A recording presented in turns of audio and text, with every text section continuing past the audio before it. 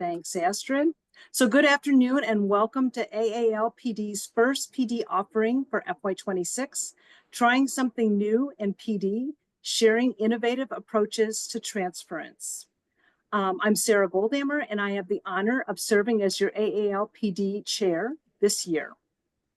It's been quite a summer for us in adult education, so we love that we are coming together today, starting this year off, continuing a topic that we started talking about last spring. At the COABE pre-conference, Kim Glenn shared fantastic information about transference of learning and focusing primarily on microlearning, coaching, and professional learning communities. So as we get started today, let me tell you a little bit about our presenters. So the original plan, and for any of you that are in PD know that there's the original plan and then sometimes there's the plan B or C or D. And not that Jennifer Blanchard is our plan B, but well, I guess, you know, she is very graciously going to step in and play the role of Kim Glenn today.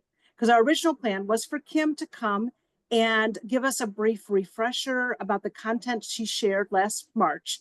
Our thought was whether you were able to be at the pre-conference or not, that you would be able to get kind of a level set of information. Kim Glenn is not able to be with us today. She got called away, and this was just like less than an hour ago, you guys. So let's give a shout out and a salute to Jennifer for graciously stepping up and being willing to share with us today. Also, I'm going to ask everybody to support Jennifer. If you were at that pre-conference and there's something that you remember that she's talking about and you want to throw it in the chat or, you know, say, hey, this was something that really spoke to me and resonated with me, feel free to do that. So we're going to start off with Jennifer, level setting. And then we did ask everyone who participated in our session last spring to tell us something new that they had tried or planned to try. And 3 of those individuals are here today. We're going to, after that refresher, 3 of my friends and teammates from Illinois are going to tell you about their favorite innovative approaches that they're taking. And that's Anita Kerr, Tara Schwab, and Amber Fornaciari. And they're going to share some resources and replicable practices for you. After they share, there'll be time for any of you who want to tell us about something new that you're doing. You can unmute and speak, or you can put it in the chat. Because one of the things that we love to do at AALPD is to share and to support each other. Astrid Leiden from Minnesota will start off the sharing portion. So when we get to that part, please consider telling us what you've been up to. You never know who needs to hear your good idea that's going to inspire them. We're going to finish up with a few upcoming events and information about how to join AALPD if you have not already a member. It's free, and it's a wonderful way to network and learn from each other. So speaking of networking and learning from each other, please feel free to ask questions of each other, of our presenters, and learn and share with each other. So without further ado, I'm going to turn it over to Jennifer to get started. Okay, thank you so much, Sarah, for that warm welcome. And hello to everyone. I'm happy to be here today to fill in for Kim Glenn. I will do my very best to represent her. So I know that, you know, many people here may have attended the pre-conference at COABE last spring. So really what I'd like to do is take some time to just walk through some of the highlights of the pre-conference. And really it's a great time for us to revisit or visit and talk about this idea of transfer of learning at this time of year, right? As we're getting started with programs and stuff like that, I can't think of a better topic that we could be focusing on and sharing with right now. So for the pre-conference, if you attended the session, this will be a little refresher for you. If you didn't attend the session, that's okay too. We're just going to go through and highlight some of the important concepts that we talked about there. And I do want to say that the QR code that you see on the screen here, if you did not attend the conference, this is a great resource. This is a Padlet that you can access that has all of the content, all the resources from the pre-conference. So if you didn't attend, scan the QR code so you can gain all of the goodies there. And if you did attend and you lost your link to the Padlet, scan it so that you can bookmark it this time. So during the pre-conference, we really wanted to focus on the importance of transfer of learning. We talked about and addressed the barriers that we all face, right, with transfer of learning, whether it be time constraints and barriers that our students have. And then we've got into ways that we can really support our learners through transfer of learning. We'll touch upon the learning transfer evaluation model, and we've really honed in on 3 solid strategies that can support that transfer process, being microlearning. Possibly you're familiar with Whisper courses of how it started out, to coaching techniques and establishing learning communities. So for the importance of transfer of learning, we're looking at getting past that surface level recall, right? We know that not that there's not a time or a place for the one and done workshops, right? But we know that we have to get beyond that in order for true application and transference to happen.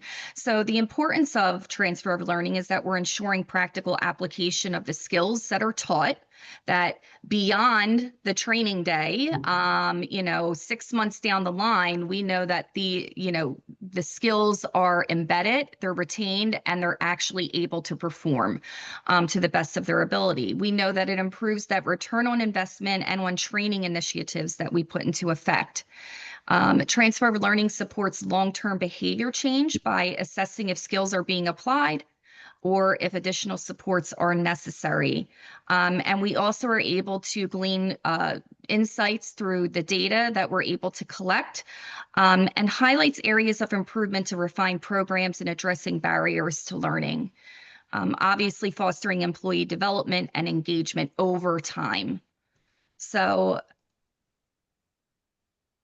during the conference, all of these barriers were addressed and discussed, and ideas were certainly shared. And again, if anybody did attend the conference and you have any thoughts or ideas behind this as I'm going through, maybe some nuggets of information or wisdom that you found really important and you want to share, please put it in the chat.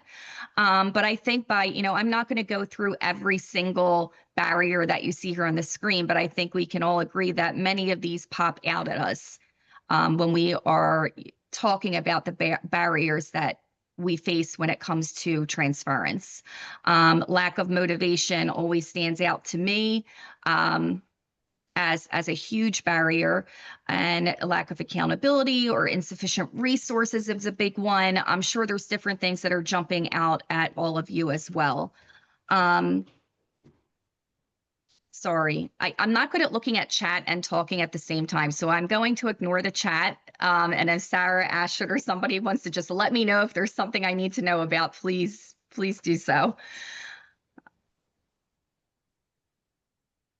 Okay, so during the pre-conference, we talk about all of these different ways that we can support transfer of learning, deeper, higher level thinking and learning. So you may have tried some of these since the pre-conference, and I'm really looking forward to hearing about some of the actions that people have taken.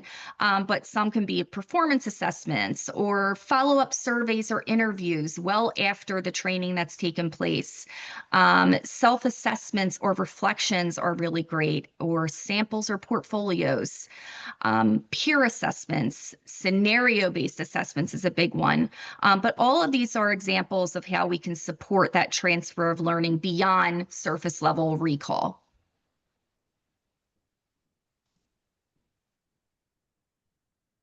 Now, the learning transfer evaluation model is something that we absolutely utilize in our design and development process to ensure that we are engaging our learners and taking them to that next level. Not to say that the foundational levels are not important. You have to have the foundation before you can push past and gain deeper insight and meaning. But we don't want it to stop at, say, level 4. And so the learning transfer evaluation model is showing us 8 levels. So with levels 1 through 4, we're level one, it's really like attendance, right? Okay, learner perception, attendance, are they participating? But that doesn't really tell us if they can learn anything, if they actually learn the material. Level two, activity, we're talking about, again, here we're talking about the measures of attention, measures of interest, measures of participation during the actual activities that are taking place in the lesson or the training.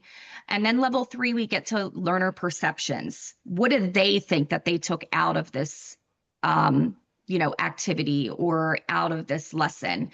And there's a time and place for that, and we want to hear their insights. But again, we're looking to see if the action is there. Can they take what they learned and actually apply it to the real world? Level four, we're getting into recitation, memorization, and some retention of facts and information and concepts and things like that we've gone over. But once we get to level five, now we're really starting to dive into being able to analyze, being able to make some decisions based on the knowledge that we've retained and the facts that we've received. So we're looking at decision-making competence, and then this could be during the event that you're evaluating those things for transfer of learning, but it also can come after the event where we're evaluating that. And level six in task competence, the learner is performing relevant, realistic actions and decision making. So think on the job, in real life, they're now taking it and they're applying it to everyday things that they are working on. So sometimes evaluating this can be really great for several days after learning has taken place. And then transfer is when the learner is using what was learned to perform work tasks successfully. They're clearly demonstrating those objectives that we were so focused on in the training for them. And then we're looking at the effects of transfer. So outcomes affecting the learners. How does it affect work that they do with others around them? How does it affect the environment in which they're working in? What is the overall impact that learning is having on the community? What is the impact that it's having on the environment? So, oh, did I hit that? I'm sorry. Feel like I was on. Thank you.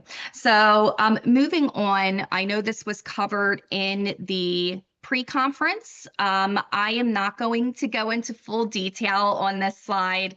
I will invite anyone if they would like to expand on this at all. I'm going to rely on you, but this is Gusky is another model, and what we're doing here is just kind of showing those overlaps or where these models match up together.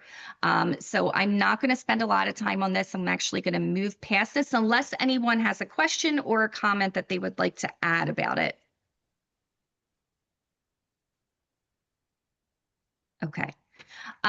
So really, this is the fun part and like the meat and the potatoes of the pre-con, where we were talking about those solid strategies that can help to support transfer of learning. The focus was on microlearning. And again, you may have first heard of microlearning through the concept of whisper courses that was developed by Google, coaching efforts, and developing professional learning communities.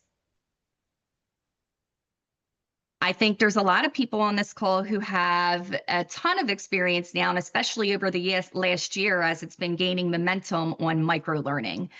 So I'm sure there's many people who are going to be ready to share some things they've gotten into with microlearning over the past year.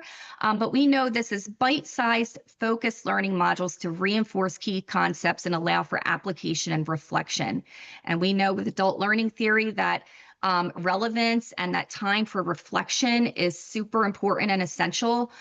What's really awesome about microlearning is that you're creating those spaced intervals that need to happen for learning, right? Where we're not focused on taking a whole lot of information on a concept and dumping it out, at someone. We're breaking it down, we're chunking it, and then we're maybe delivering it every so many days And with each delivery, and there's multiple modalities and ways that you can do that with microlearning, but with each delivery, you're giving that person processing time, you're giving them an opportunity to explore the concept deeply, and you're giving them those opportunities to reflect on how did that change their thinking and their understanding or the way in which they do things. And I think it's something that's really cool about microlearning. The other great aspect of microlearning is we know that our lives as adults are super, super busy and sometimes chaotic, and it's hard to fit everything in all at once. And microlearning allows that accessibility. So it's mobile forward. It allows people to fit learning in when it works for their busy lives with their jobs or their families. And then we're encouraging that just-in-time learning. We're providing those little nuggets and those little pieces of information concepts when it's really needed at the time. And of course, we're reducing that heavy cognitive overload, like I said, instead of dumping all of that information all at once at someone. So these are some best practices. We want to focus on one concept, one clear learning objective per microlearning module, because the goal is not to overwhelm with a ton of information at first. We're breaking it down. Really great to be, the multimodality using visuals, multimedia, real world examples. Scenario-based learning is great here as well. And when it's part of a series, modules should build on each other in a logical sequence to reinforce knowledge, and you're weaving everything together and showing that connection of every single concept that they're exploring. And then, of course, as I've already mentioned, we're making modules accessible by using mobile-friendly tools. And then for coaching, that was talked about at the pre-conference. Coaching is providing personalized, goal-driven support to implement new skills effectively. So we're offering personalized one-on-one support. It could be small group support as well.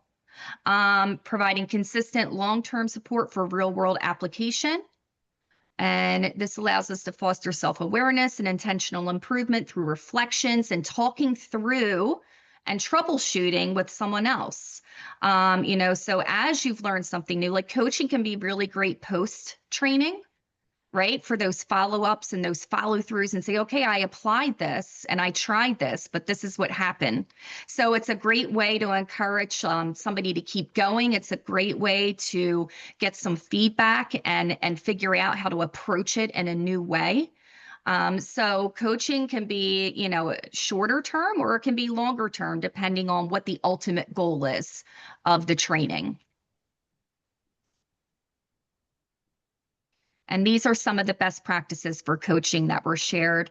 Obviously, trust, it's in the right spot there is number one, because trust is everything. And if you're really going to allow yourself to be vulnerable with someone when you're trying something new, we all don't like to be vulnerable in that way, to be like, I don't know if I'm doing it right. So establishing trust and rapport is key to having a great coaching experience.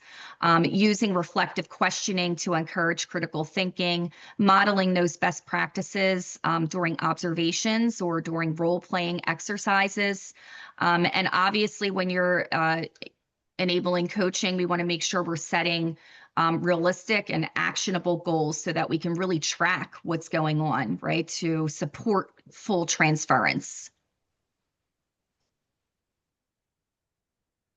And then finally, professional learning communities.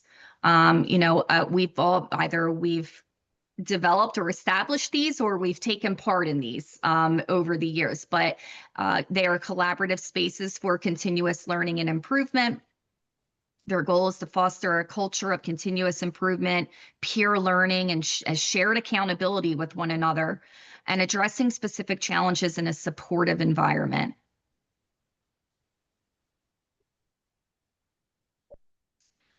Okay, so I don't know if I rushed through that too quickly or too slowly, but at this time, we want to see what a few of our PDers across the country are doing, and I am going to stop talking now, and I'm going to hand the mic over, I believe, to Anita.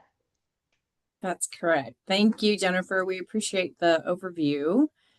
And I did have the pleasure of attending this session, this pre-conference session at COABE with some of my teammates, and we took away a lot. So we have been thinking and talking about microlearning options in particular for quite a while now. But after that COABE pre-conference AALPD session, we've really been kind of hitting our stride this year as we're thinking about how to infuse microlearning into just about everything we do.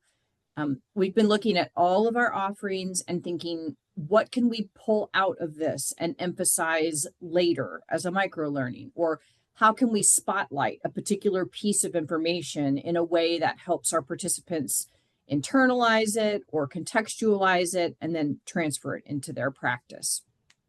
And we serve instructors, administrators, career navigators, all adult ed practitioners. So we sometimes find it valuable to reiterate or refocus a concept for a particular audience.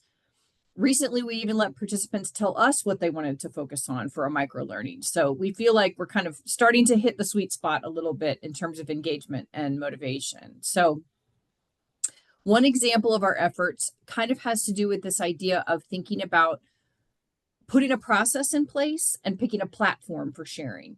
So here's a quick example of one of our efforts, and I thought it might kind of preview what this looks like. So at an in-person event last spring, I heard that one of our community colleges, Heartland Community College, had developed a microlearning course for their teacher onboarding and their teacher training.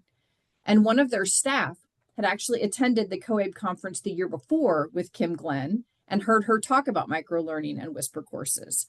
So when she was telling me about this course, I asked if I could view that course, and it was really great when she showed it to me. So we encouraged Heartland Community College staff to share what they had learned and their new approach to course design in this kind of chunked microlearning approach.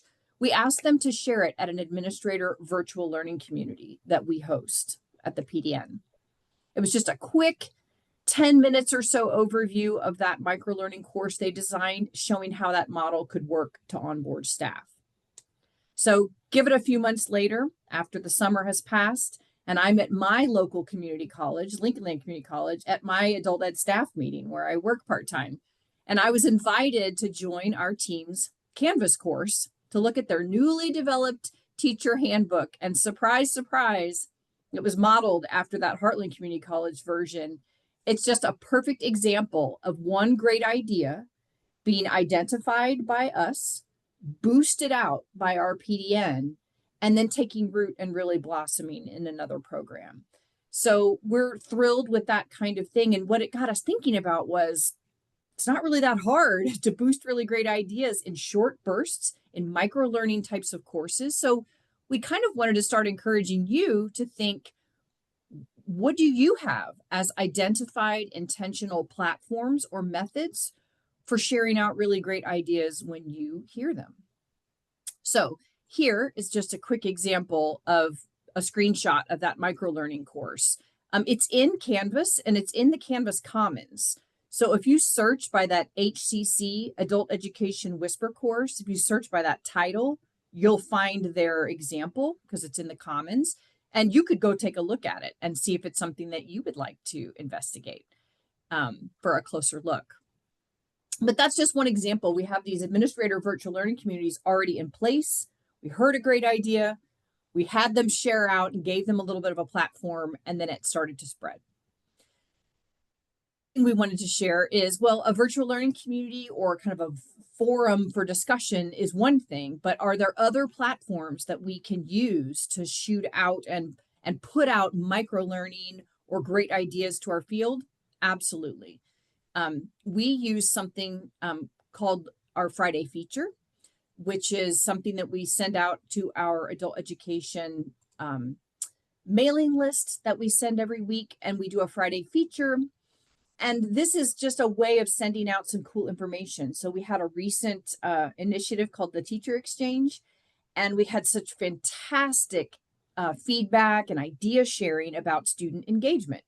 And so instead of just letting all of that live just within that one PD event and the participants gaining that good knowledge, We just packaged it together in a Friday feature, put it out to our entire mailing list, and then every teacher in Illinois who's on this mailing list will get the advantage of seeing this information, which happens to be a Padlet filled with ideas for engaging students. We use things like this Friday feature. We also use LinkedIn for that kind of thing. Our virtual learning communities, as I mentioned, can be a platform. We also have in our Moodle, a PD platform, we have something called the Admin Toolkit, where we put all kinds of information for administrators to gather up. So this is just one example through our Friday feature of a great way to highlight a replicable practice within our field. Lots of times I will just say, you know, some of what we heard at the pre-conference was kind of part of a big system, like a big kind of package system, and we're kind of piecemealing it a little bit, and we're okay with that. So, for example, sometimes in the past, our staff would say, oh, that was a really good idea I heard, or every teacher should hear this. But we didn't really have a process in place, but now we do. So when somebody now at our team says something like, oh, every teacher should hear this, now we ask each other, okay, on which platform should it be shared? When are we going to do it? And who's going to create it? It's not hard. We just had to put a process in place and then make a habit out of it. So we're learning that this is a really great way to boost ideas out to a broader audience. And we can use that kind of micro learning approach to do so. Just short, quick bursts of information as an introduction, or maybe a reminder to some really good content. So LinkedIn, yeah, Marie, we've had a session that we've put the slide deck out and shared it that way. We've heard attended a really cool session, and then Amber might just say, hey, I went to this session. We talked about this. What are you guys hearing about this in your states? And just starting a conversation through LinkedIn. So lots of different ways we've done that, but we're finding that no way is a bad way when it comes to sharing good information and making it more broadly available. So that's my example of our attempt at microlearning in Illinois. I'm going to turn it over, I think, to Tara. Absolutely. And we were really struck by using microlearning as a follow-up. And so we're going to talk about that from kind of two different perspectives. So thank you again to the AALPD COABE pre-session for that motivation and inspiration to do so. We were at a recent teacher exchange, which is a new PD opportunity that we're providing in Illinois, where our teachers are getting to talk. We have learning sessions, and then the next month we have Let's Share sessions. And I just happened to mention during this teacher exchange that I found a new way to bulk upload my contact into my Google Voice and text all my 24 students before class with reminders in 8 minutes. And so that really stuck. And so a lot of teachers in the follow-up and the feedback, they said they wanted to learn how to do that and, you know, start texting their students more. And so this is what my colleague, Anita Kerr, who you just heard from, dubbed on-demand microlearning. So that was from the perspective of the teachers, of the participants. They were asking for that microlearning. And so what we did is we put together a short screen recording with, you know, obviously no names or anything, but just showing people how to do that. People were asking for it. And so we went ahead and made that screen share and we uploaded it. Like Anita said, we're very intentional. We're trying to be intentional about the platform. So we put it in the teacher exchange course on our learning management system. And then we have it if we want to follow up and do other micro learning ideas or opportunities with that recording. And so that's an example of our on-demand microlearning, which I just love that phrase. And so the second one, this was a choice based on state goals. Microlearning as a follow-up, but kind of from our funder and from our state. This is something we're all working on together. So this year we have big state goals and a big state push for, you know, doing great with our data. We had a data virtual learning community that started off our data VLC for FY26. And ICCB, our funder, came to talk to us about best practices in data and what our state goals are this year. And as a part of that, they had a slideshow. And we talked afterwards about what we could do with some of that information. And so one of these slides was best practices with a checklist. And so we thought, what a great way to follow up with some microlearning. So we decided to email that to all the registrants that were at the Data Virtual Learning community. We took just that slide with different points on it and then made an actual checklist that people could utilize at their own program. And so I have it up in the chat for you. I put that email that we mailed out. And then on the next slide, I'm also going to talk about it a little bit. So, and I think I went a little too far. I feel like I do that a lot. Okay, so on this slide, I have the text of the email there. So we reminded everyone, hey, at the last VLC, you know, because we decided to email this to all registrants. So people who attended, but also people who registered and couldn't attend. We knew it was the beginning of the year. So a lot of times people get pulled in to deal with student issues and things like that. So we went ahead and said hello, reminded people about what happened at the Data Virtual Learning community. Then we explain what this is. It's one of the slides from the Data VLC that reminds us all of some best practices, and then the created guide that we use. So we talked as a group about what we want in there, reminders of each of the checkpoints, but then too, you know, a fillable guide that they could use at their programs to really instill these best data practices. We included the recording from the full VLC and the slide deck, and then our contact information. And then also, like I put in the chat, we included a screenshot of the slide and then the format, the guide that people can format and use for their own programs. So again, these are two examples of microlearning as a follow-up, one on demand and one that we decided about based on state goals. And then next, my colleague is going to tell you some more ideas for microlearning from Illinois. Hi there, everyone. Again, we're all from Illinois, but I promise you we had different ways that we engaged with this material, and that's why we're presenting. My colleagues Anita and Tara both were at the actual pre-conference session at COABE. I was attending a different one. Shout out to the ANN group, because that's where I was. And our team came back though and was raving about this session and just excited and energized by all of the things that were presented there and how we could incorporate those. Like I believe Anita said, we had been kind of working with this idea of microlearning, but really just taking bites of it and kind of absorbing what it all was and how to make it happen within our scope of work. And so when everybody came back excited and energized and we had our debrief, we started discussing ways that we could introduce microlearning, but also introduce microlearning as a way to see that transference of learning. And so, and also increase engagement. Now, one of the things that a couple of the things that I have done have been related to our learning management system. And so today, my little portion here is, are there any add-ons or features of your learning management system that are not being used or not used to their potential? And I realize that maybe not everybody even has a learning management system. We do. But it is Moodle, and anyone who works in Moodle, it can be a little clunky or persnickety. I have another colleague who likes to use persnickety. And there are, because it is like anyone can create add-ons and things for Moodle, there's so much available that you don't even realize is available. And so this is where my kind of microlearning and tweaks have happened as a result of the content that was presented at the COABE pre-conference. So, and also I want to say we're still experimenting with a lot of this and receiving feedback and modifying as we go.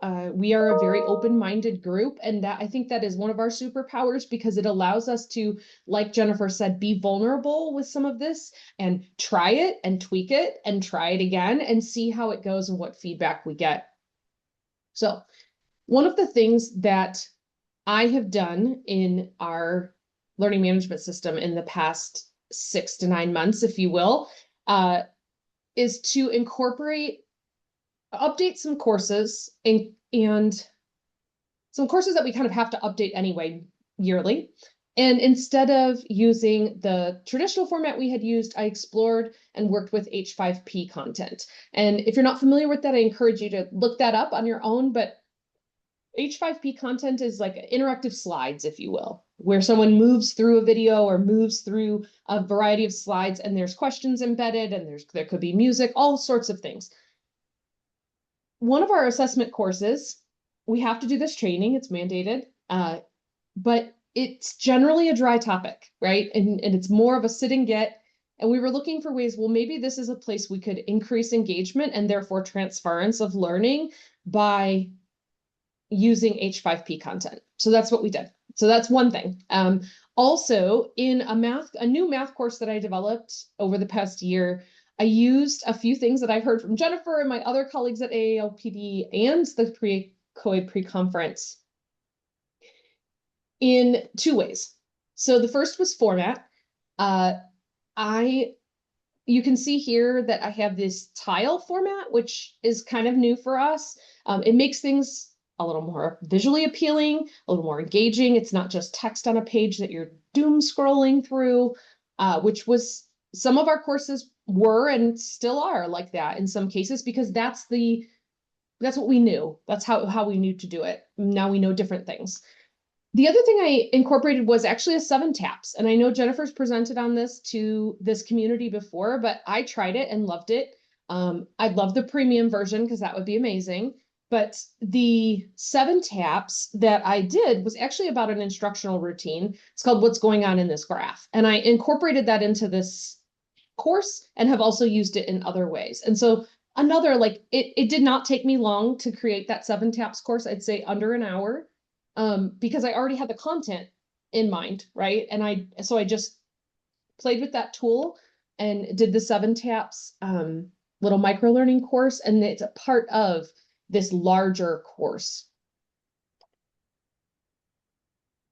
Another very conscious choice that I made with this specific course was to chunk information. You saw in the previous slide, there were 4 or 5 there's 4 modules. Not only are there 4 modules, but they are very specifically geared for a certain time amount to keep engagement high, right? With this idea that you could do this activity in 20 to 30 minutes. So this is an example of one of the activities that I did. This is an example of kind of 2 things here that I'm pretty proud of, I'll say, that not only is this chunked, this is an instructional routine that you can use with your students. It's called Open Middle. And one of the ways that I wanted to make sure the participants were learning the material was actually by doing it. Sometimes that we learn by doing, right? And so I wanted them to put themselves in the shoes of the student. They got to choose a prompt. As you know, as you probably know, many math teachers did not start as math teachers. They were asked to be math teachers. And so they have different comfortability levels with math. So I wanted to give people options for which math problem they wanted to tackle, and then create this simulation of them doing it themselves as a student. And then the transference of learning piece, or the reflection piece, came after, which is here, these questions, things like write a short reflection. What was true?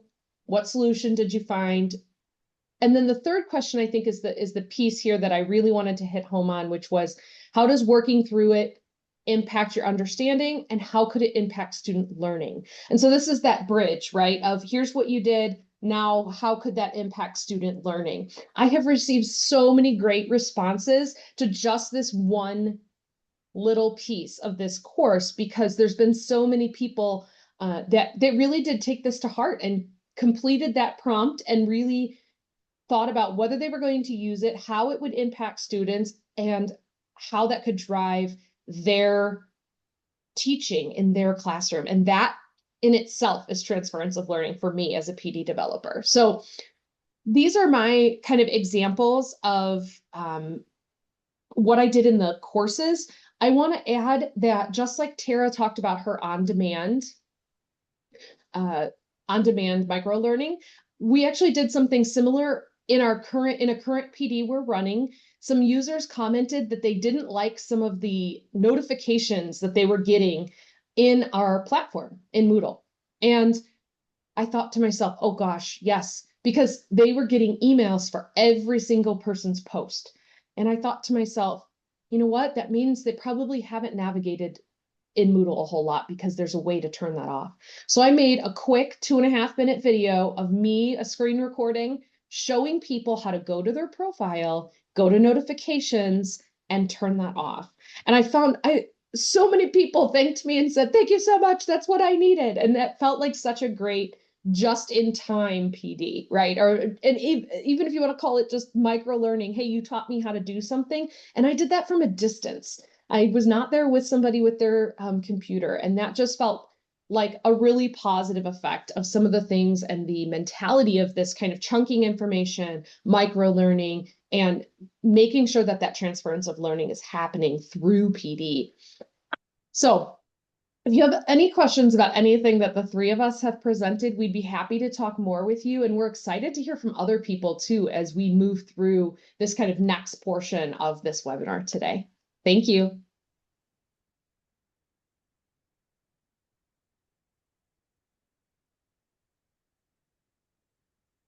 Thank you so much to our colleagues from Illinois. And as Amber said, at this point, what we'd really like to do is hear from folks from all around the country about what you've been doing in using various strategies to improve transfer of learning. So I'm going to kick us off. I was also at the pre-conference session.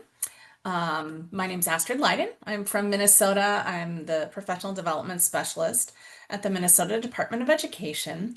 And our professional development team in Minnesota has been thinking about microlearning for the past year. And the pre-conference really helped give us a little boost in thinking about how to put this into practice.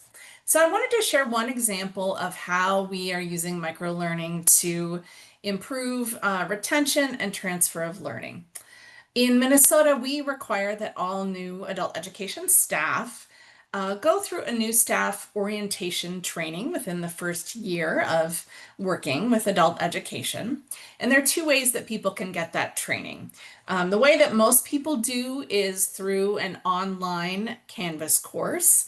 And in many ways, I think that is a more effective delivery model because it allows people to go through the material at their own pace and chunk it out, and has a lot of application. However, we do have folks who really prefer an in-person professional learning experience and who feel like they need to get this information all in one shot at the beginning of the year. So another delivery option is to attend an in-person workshop as a pre-conference to our statewide adult education annual conference. And this workshop is 9.5 hours over 2 days. And by the end of it, people are feeling like this person here on the screen sometimes. It's a lot of information, and we've been working for years to make it as engaging as possible and pare it down, but it's still too much, and we know that it's too much. So we've been thinking about how to address that issue, and one way we're trying to do that is through microlearning. So Sarah, if you can go to the next slide. What we're trying this year, a couple of things.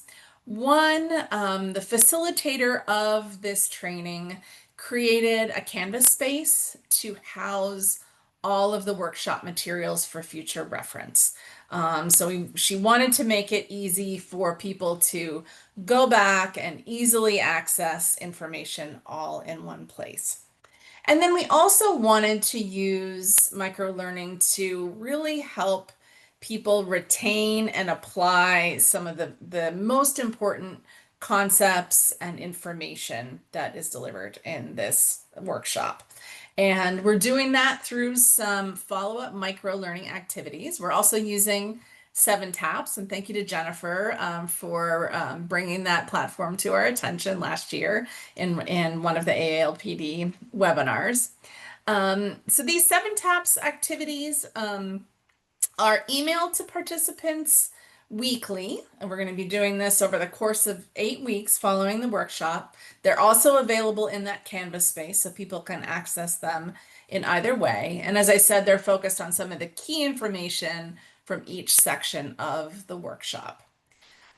So we're midway through. I can't tell you yet what the full outcome of this will be, but so far, 3 weeks of reviews have gone out. The first review, we had a lot of PD colleagues as testers, so we don't feel like that data is very reliable. However, in weeks 2 and 3, we had, about 10 out of 19 folks opened the learning activity, 5 completed.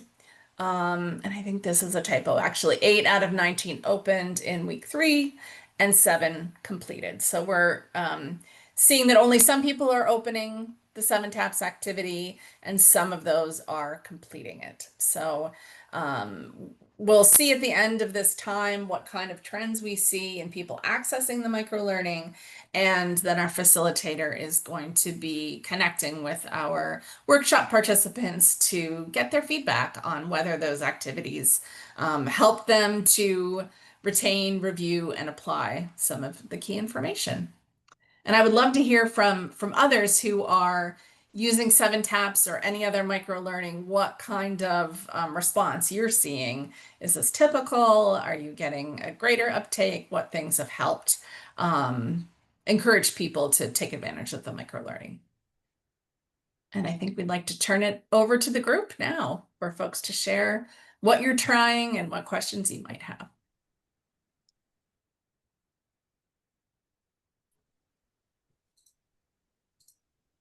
Thanks to everybody who's presented so far. This is the time. We have a few minutes for people to share. So feel free to unmute or put something in the chat. We'd love to hear what's one new thing that you're doing in PD this fall.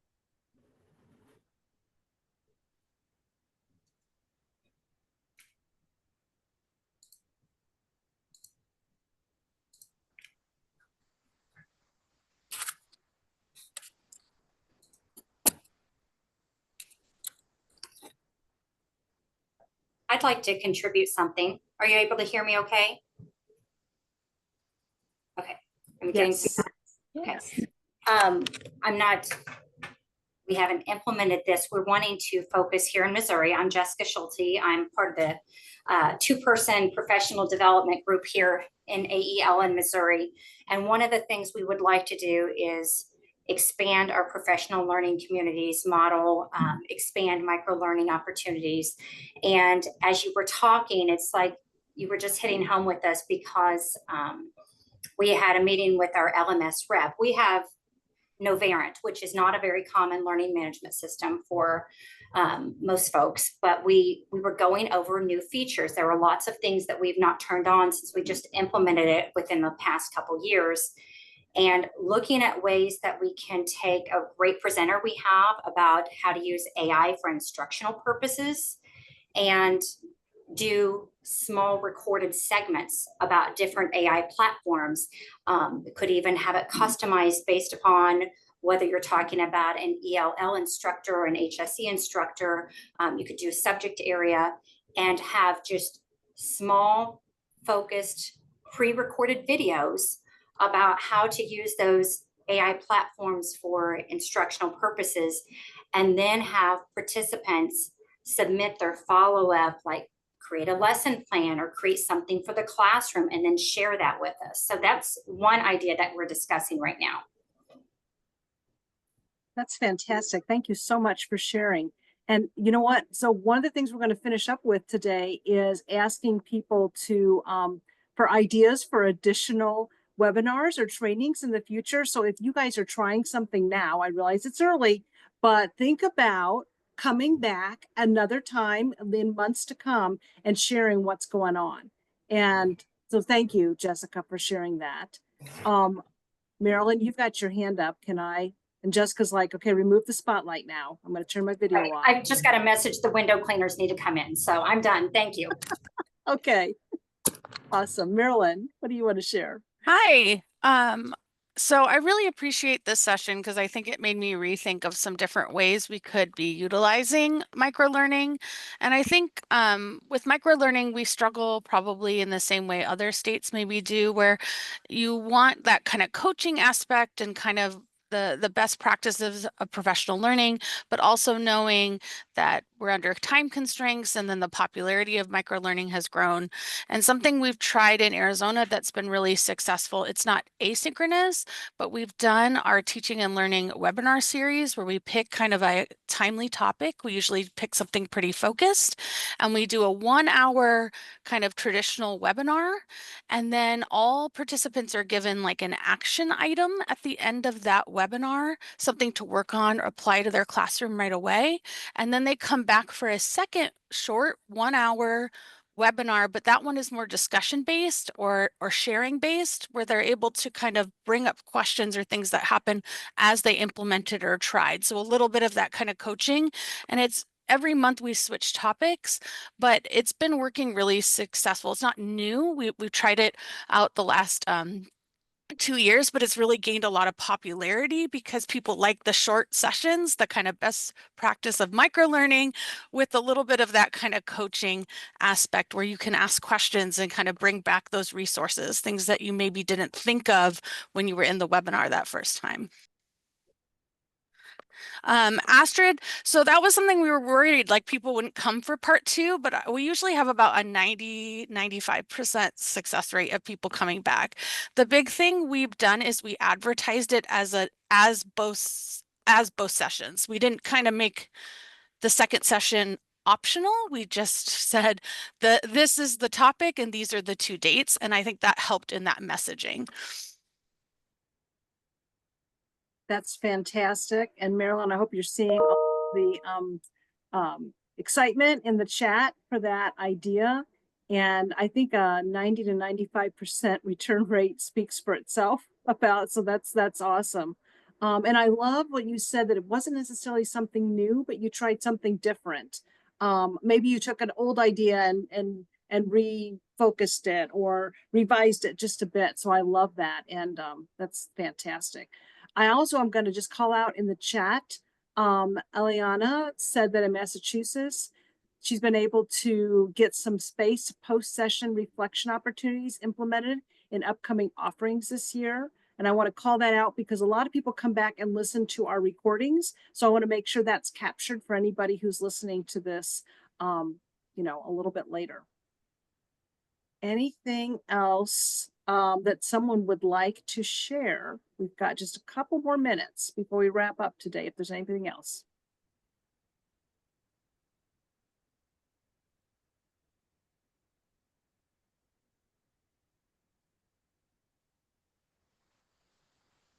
I am going to call out again for our people that are listening to this recording. What's happening real time in the chat is sharing of email addresses. And that's one of the goals of AALPD, is to network. So that's what's happening. And we love that, that you are doing that in the chat. And we just want to ask everybody to think about additional ideas of things that you would like to learn about in the future. And also, one of the other things that we'd love to get some more information in is at AALPD, we've really been thinking about what are innovative ways that we can share small chunked ideas about PD with you, just like some of what you guys are talking about, making sure not that we want to stop doing the webinars, but what else could we do? Heidi. Thanks, Sarah. One of the things we're trying for Massachusetts with the COABE's math team, we're hoping to generate a little more traction to show math's accessibility in more than just a traditional math class. We had a program request some coaching for instructors, and talking with the directors of the program realized that they had interest in ESOL and math. They didn't realize we had stuff already made. We talked about their touch points from the advisors to the students who are transitioning with a bridge program. What could we do to support them with math? And they gave us a 3-hour chunk of PD time with all of those participants for a morning and an evening class. And we did that twice within a 2-week period. And what we learned out of that was, one, we had our coaches who would be supporting them lead that professional development. And so they had immediate contact, fostered that trust, gave agency over the conversations of those who were there, feeling like, why am I here? I teach ESOL. What does this have to do with me? Or I'm an advisor. This has nothing to do with my work. And then they realized through the conversations with each other, everybody had a place to support the math instruction. It laid a really solid foundation, I think, for establishing how coaches could be utilized beyond maybe a small group, how we could use that to gain contact and help them feel more secure in using math instruction and instructional routines like open middle, like Amber shared. What I'm excited about trying is starting with this kind of a flipped model of having our coaches lead the professional development, gain some support from a larger group, and then continue to support them for the coming months.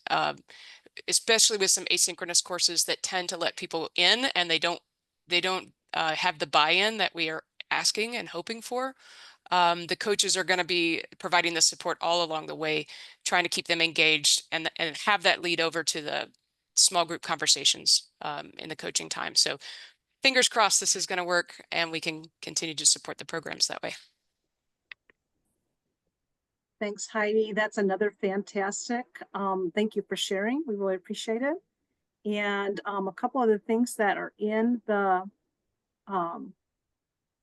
chat is, let's see, and Heidi, you're welcome to stay on spotlight, but I'm gonna move you off if that's okay.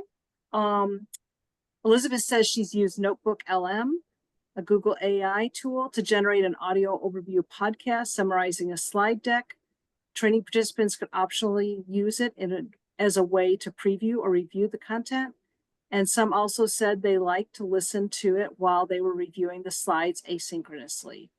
So that is fantastic. And Heidi, I hope you're seeing all the great shout out that you're getting in the chat as well.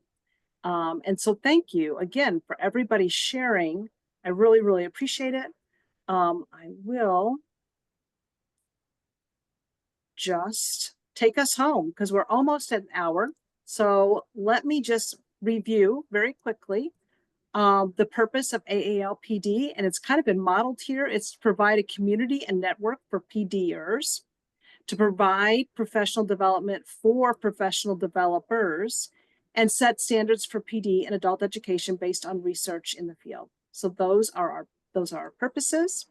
I will mention also that we have a fairly new discussion group, and it is moderated by David Rosens. David was here earlier, but he had to leave a little bit early. So if somebody wanted to put David's email address in the chat, that would be great, because if you want to join, you can email David and ask him, and you can always suggest different topics that are in the that can be in the discussion group. A couple of upcoming events. In October, we are going to do adult education professional development models. We did this last year in September, and on the AALPD website are recordings of past webinars, and this recording will be there along with the slides soon. And then if you want to go and watch any of the ones from last year or from the year before, they're there. And last year we spotlighted, the thought was, tell us how different states roll out professional development and adult education. So we spotlighted Rhode Island, Arizona, and I thought I would remember all three of them. So if somebody wants to tell me what the third one was. Oh, Ohio, great, I thought of it. So we're going to do 3 different states in October, though. It's going to be information and registration coming very soon. And again, if there is an idea of something that you would like to see, both a topic and or a format, please let us know. Also, it's not too soon to start thinking about the COABE pre-conference next year.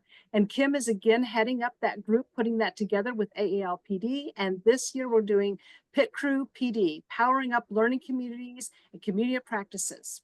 So there'll be, that's part of what was talked about today. So we'll be talking about that at the pre-conference coming up. And I just want to say one more time, please help us plan for the future. If you're an AALPD member, you should have gotten an email with a survey in it yesterday, right, Jennifer, that went out yesterday? Thank you. That asks you for information about you, about what you can provide, what you're looking for, and how AALPD can best serve you. So please fill out that survey. And if you're not a member of AALPD, please join. It's free. And it's an awesome way to network and learn together. So I think that is what we have for you. We're at time. So thank you to all of our presenters. Thanks to all of you for the work that you're doing across the country. We really appreciate you. All right. Thanks, everybody.